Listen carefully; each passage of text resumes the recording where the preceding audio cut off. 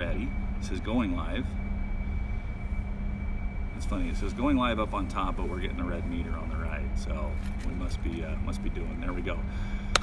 Good morning, everybody. Michael Batiste from Elk Calling Academy here in Salt Lake City, Utah for day 2 of the Hunt Expo, and I am sitting here with Dennis from Initial Ascent to introduce you guys to a product that you may not have heard of. I've been kind of following this company for a little bit, so Dennis, good morning. Good morning, Michael. Thanks for having me. You bet. How was day 1? It was awesome. Yeah, just the networking, the traffic through the booth. It was really good because Thursday's usually slow. Right. And so just getting a little less traffic than we're going to have today and Saturday kind of worked us into the groove and that sort of thing, and now we're rolling. So. And you've never done this show, right? We did. So we launched here last year. Okay. Yep. So you know about Friday and Saturday with the Penguin Walk. Yeah. So, and with yesterday being Valentine's Day, I think that had kind of some numbers I think down. so. But it was really good. Had a lot of traffic. Gosh, a lot of interest. A lot of guys coming into the booth saying, "Man, I've been hearing about you guys. I got to get it on my back and see what's up." Perfect. Well, yeah, and I like how, you know, you guys have a few frames set up with some weight bags in it, so people can put it on their shoulders, because that's one thing. I mean, you can go into a booth or a shop or this or that, and you can put a pack on with no weight on it, and it's like, oh my gosh, this is the most comfortable pack I've ever worn. But as soon as you start throwing a little bit of weight in there, yeah, absolutely. And our model is direct to consumer. We have no retailers out there, so you know, this is a great opportunity for people to come and, you know, and see and feel and everything, and that's where the rubber meets the road, to your point. Absolutely. So tell us the backstory of Initial Ascent. Where did it come from, and all that? So Joe and I, my partner Joe and I, have been hunting together for years, and we've owned numerous backpacks over the years, and we find ourselves sitting around camp always complaining. And not, you know, just critiquing, basically, because we know what we wanted, and we just never could find that one pack that was perfect for us. Maybe perfect for other folks, but just couldn't find it, you know, the pack that was perfect for us. And so one day, and it was actually after this show, a few years back, we said, you know, why don't we stop complaining? Why don't we do something about this? You know, it may not go anywhere, but let's do something about it and see what we can come up with. And so the journey started. And what we did was we knew we had to come up with a foundation, because that's where it starts. You know, our foundation is key, whether you talk about our lives, you know, our businesses, or our packs. Foundation's key. Right. And so that's where we started. So we went through the numerous materials that, you know, could possibly make a backpack frame. Man, you should have seen some of the stuff we came up with. going to Lowe's and, you know, trying to construct stuff in the garage. Some of that stuff is pretty hideous, but have been there, the Frankensteining of different materials, you know, because you have this picture in your head of how you want it to look like, right? But then trying to find available parts and resources to put it together, to take that picture from your head into a reality. Exactly. And so, you know, after much research and that sort of thing, and visiting between ourselves and trying different things, you know, we settled on a carbon fiber model. And so then it was, okay, how do we do that? Where do we go for that? And so we hooked up with 3 different engineering companies and started work, and that was about 3.5 years ago. Wow. And 15 versions later, we're here in 2019, and you know, don't get me wrong, these 15 versions aren't all major, you know, changes to this thing. A lot of them are just tweaks, but that's the reason that we've only been in business, you know, for a year. Okay, so we just wanted to make sure it was right before we got to the big stage, right? Good approach. So lots of research, development, testing. That's what led to all the little changes, and so we just weren't going to release it until it was right. No, that's a great approach. And you guys are based in Boise, Idaho? Yeah, in Middleton, more specifically, okay. The Boise area, and and we're there with lots of others, you know, and it's a great place to build packs. It seems like within the hunting industry, you're either from Boise, Idaho area, or you're from Bozeman, Montana. Sure. Sure. It just seems like those are the two meccas. So. Yep. Now you mentioned direct consumer. Where can people find your products? Is it direct website? Yep, our website, initialascent.com, and obviously they can go on social media, and we're at Initial Ascent or at Initial Ascent Packs on Facebook, and that wouldn't be at. I'm new to the social media. At would be on the Instagram side. Yeah. I get confused. So. I know the hashtag, all this stuff. Right. It kind of gets confusing. I really dove into the social media thing, because we had to. Right. That's how things work, right? Right. About a year and a half ago. Okay. So I'm still learning I'm still learning how to do stories properly and whatnot. So. Well, let's do this. So, guys, we're live, so bear with me. I'm going to pick the camera up. I'm going to pick the tripod up. We're going to go on the back side of the mannequin so that, Dennis, you can kind of talk about a few features of the pack, and let's just really introduce people to the pack. So, sounds good. So bear with me, guys. So there's going to be a little bit of shaking. There's going to be a little bit of movement. But we're going to do the best that we can with this. So, okay, first look at the pack. So let's just kind of go through a few of the features of the pack.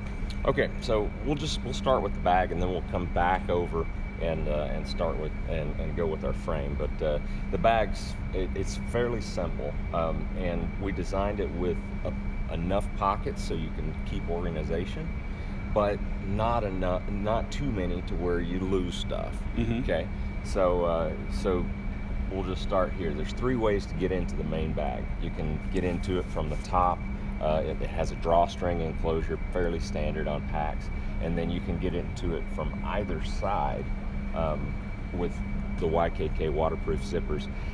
I'm a guy that kind of likes to keep my stuff organized within my bag, so that's one of the reasons we created the either side entry, because you don't want to have to dig and through the top all the time. So that was kind of a pet peeve thing for us.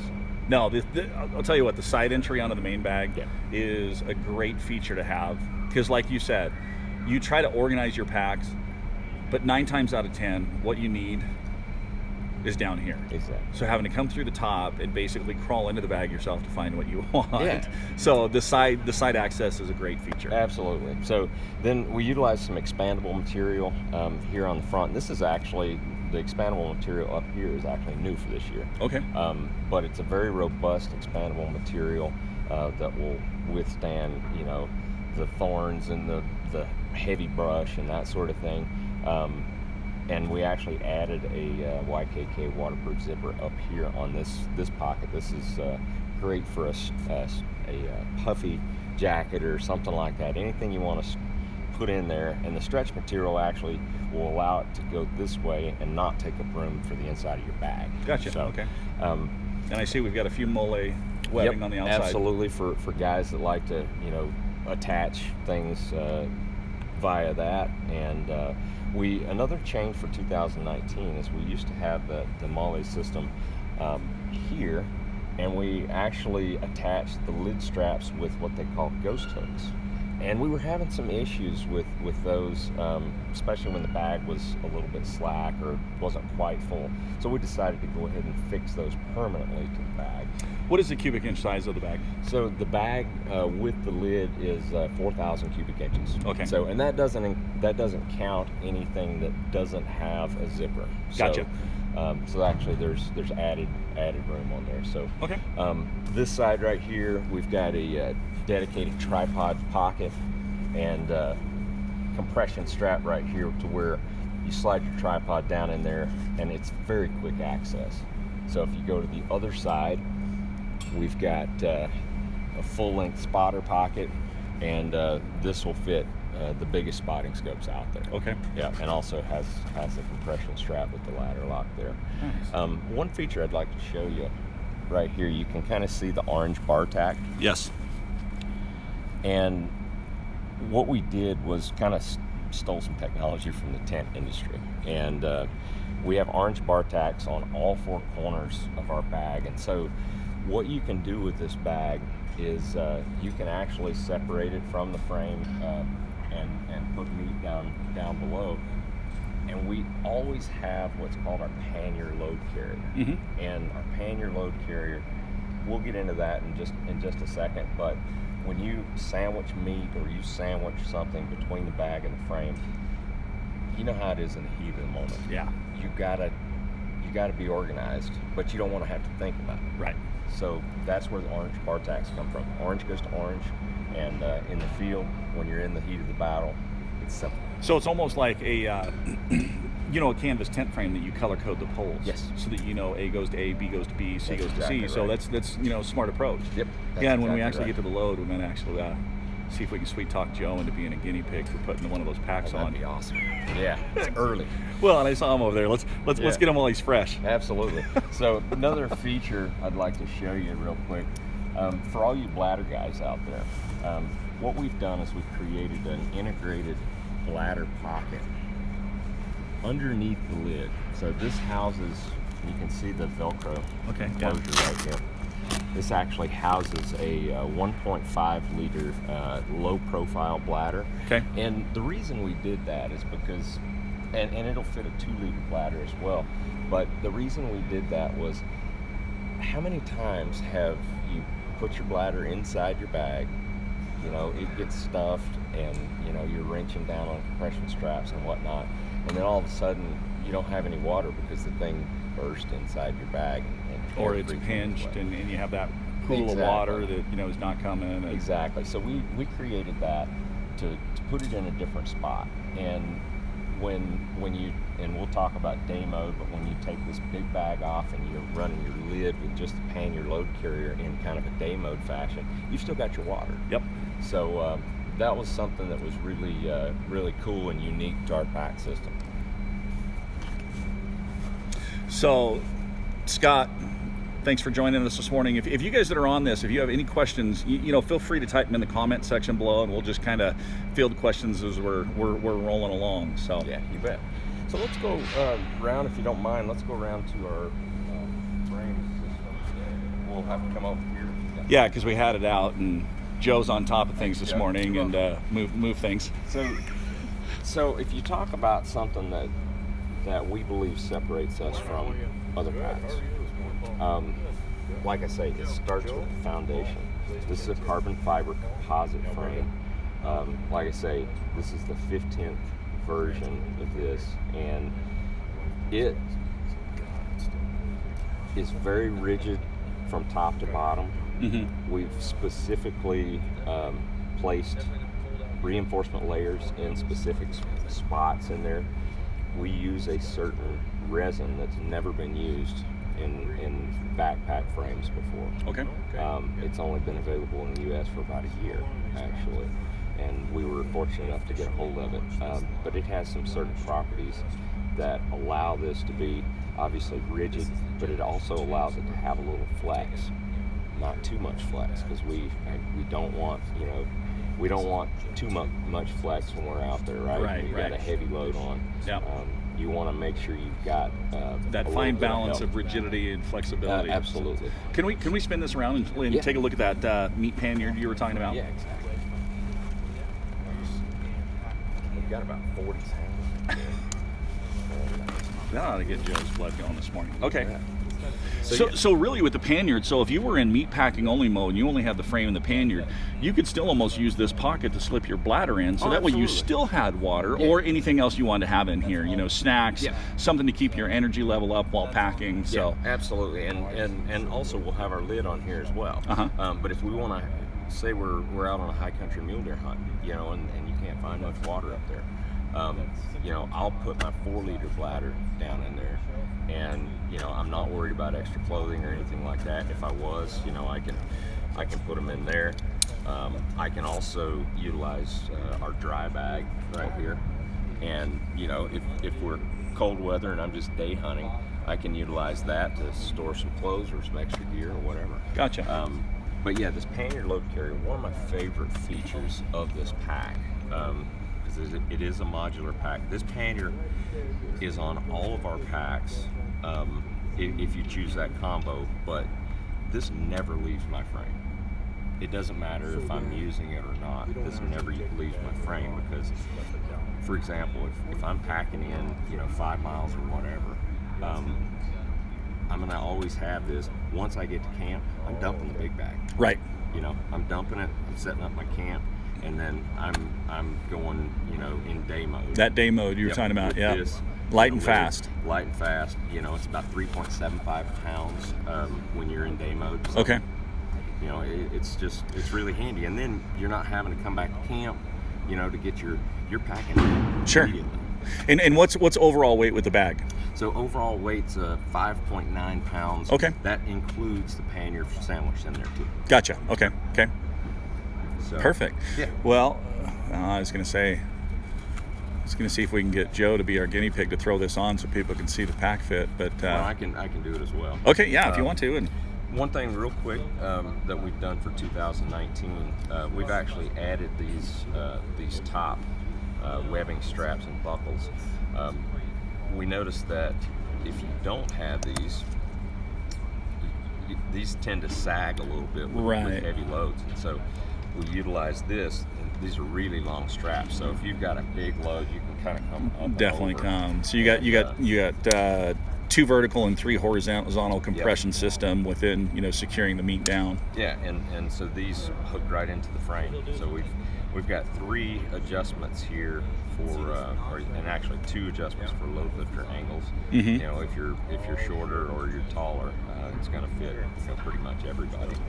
So real quick on the back here, we have a 3-point locking system, and the 1 point of locking is from our shoulder harness to the frame, and it's important to note that this is hard and fast to the frame. There's no give. It's not off or something like that. It is hard and fast to the frame. So when you have a heavy load on, there's not going to be any give there. So gotcha. You're going to be secure, and that load's going to be secure. The second point of locking goes all the way around the frame and actually threads back through there. And then the third point of locking, we have 6 notches that go down to about right there. So 6 points of adjustability. You can take this thing up or down, and then this actually weaves through the frame and comes back on itself. So it's just a solid harness. And then what we noticed at a later time after we got to looking at this, we're always backed by the cross. So I think we're going to be good. I like that. So definitely a lot of adjustability for different size people, different size torsos. So it's not a one size fits all application. No. You definitely did make something with adjustability to fit. Yeah, we fit guys from 5'2" to 6'5", 6'6". Nice. Now I noticed too. An interesting feature with your frame that I don't know if it was intention in design or if it was kind of accidental. Okay. But Dave Baronio, doing a video showing packing out, he loaded the one into the meat pannier, but then he had those 2 loose quarters, and he did something a little bit interesting with your frame. A little backstory there. You can see these notches right here. Okay. So Joe, my partner, he says, I would love it if we could create something that would hold my rifle sling. And so this was the cause of about 4 different versions because we were trying to get this right. This had to work. And for rifle slings, it is money because that rifle sling just slides off into there. It can't come out. And then you take that rifle weight off of your shoulder, and you keep from doing this all day, and your hips are supporting the weight. It's locked in, it's all there. So it's locked in there. That's funny. Dave Baronio took it to a different level, and what he did was he took the hindquarters and he started with the deer, because he used to take a pole, a lodge pole, and put it across his neck and hang the quarters, the rear quarters, right there. And then he would carry it like that. Right. Even with his pack. And so, next thing I know, he's hanging quarters on our upper limbs right there. Did a whole deer, sent us videos, sent us pictures, and said, this is money. And he said, I'm probably going to do an elk within the next couple of days because he's a guide. Yeah. Well, he sent us pictures, and he had essentially, I think you and I were talking about it, he had essentially 3/4 of a bull elk on this pack. Yeah. And, you know, conservatively, you know, it was over 200 pounds. Yeah. But hanging those quarters right there, the mass quarter would come up underneath your arm. Yeah. And he would strap it down, wouldn't move, and he said, man, he said, it's so close to the center of gravity Right. that there's no choice but to put weight on your hips. Not on your shoulders. And you can put so much mass on there, and it's not pulling you back. It's not hanging off the back of your pack. Because, you know, that's one thing that we stumbled on. Mm-hmm. That separates us. So that's funny. It was designed for a rifle sling, but someone discovered a different use with it. Absolutely. So basically, I mean, this frame and setup will really have the capability of carrying a lot more load than a human could physically handle. Yeah, we've been asked many times how much, you know, what's the weight rating on our frame. Honestly, I don't know. Yeah, how much do you want to put on it? Yeah, I just do not know the answer to that question. We haven't figured that out yet. So. Now, you also touched on a modular system. Yes. Okay, that, you know, if somebody ordered this, or if somebody, kind of what packages do you guys offer? Okay, so we offer 4 different combinations, and well, now 5, and we'll talk about that in a second. But 4 different combinations. We talked about day mode, and day mode is essentially the pannier load carrier, the lid, the frame, and suspension. Okay. The next combo that we step up to, we remove the pannier. It takes seconds. We remove the pannier, and then we put the big IA4K bag on with the lid. That's the next combo. The third combo actually includes the pannier. So that's the one I recommend, or the Combo 4. The Combo 4, the only difference there is we include that platypus bladder that I talked about. Okay. So that's the complete system. Gotcha. And you can take the pannier off, the bag off. I mean, everything is within a second. Okay. Or 2. So. And I'm kind of seeing over here to the left, you guys are kind of tailoring towards some waterfowl hunters now, I see. Yeah, absolutely. Joe is a big waterfowl hunter, and he's always packing his decoys into the lake or to the river. And so we've created the decoy hauler. And this goes with our system. You can go from the mountain to the lake within minutes. It uses the same frame and suspension, and you can haul 24 standard decoys there. So I'm not that much of a duck hunter, but I'm learning to become one. You've got a shotgun pocket there. On the other side is a similar pocket that you can put boxes of shells or whatever gear you need. And then you've got a big Mojo pocket here. So this is the most comfortable decoy bag that Joe has ever put on his back. And I've only had one other one on my back. And I see you guys are anticipating success. Yes, sir, on both sides, as a matter of fact. So, you know, always nice to go out in the field with confidence. Yeah, absolutely. So let's see if we got any questions here. We'll use Mr. Baronio as a backdrop. Oh, awesome. So, okay, Scott said nice looking pack. Sure. So, thank you, Scott. All right. Any other last features or anything that you want to? Man, I think we covered it. I probably took too much of your time. No, you're fine. You're fine. Now they do also have a poll, and is that only available here at the show, or can people that are not here people can comment the 2 options? Yeah, absolutely. Let's talk about that real quick. So, as you saw before, we had a coyote brown combination there with the packs. That's kind of our solid feature. Well, we've recently started looking at camo patterns, and so we're running a survey. This is called Copperhead Dark Timber, and this camo was created by Relv Camo. They've done quite a bit in the industry as a young company. And then we've got another option. If we come over here, we've got another combination and option, and this is Copperhead Early Season. So we'd like your feedback on that, if you don't mind. Which one do you like? Which one would you prefer? So Copperhead Dark timber? dark timber and Copperhead Early season. early season. Yeah. Great. So, well, hey, Dennis, appreciate you sitting down with me this Michael, morning. thanks so Hopefully much. day 2 is great. So, all right, if you guys want to know more about the pack, go to the Initial Ascent website, and it's just initialascent.com. Yep. Check out the different packages. You can find out more. You can also go to YouTube, find that video from Dave Baranio where he's packing those quarters exactly like we talked about, but definitely a pack that you need to put on your list and check out. So, as always, guys, thanks for tuning in. Really appreciate the support. Keep calling, keep practicing. Most importantly, have fun. Stay tuned. We're only day 2. We have a lot more coming at you from the Western Hunt Expo here in Salt Lake. We'll see you on the next video, guys.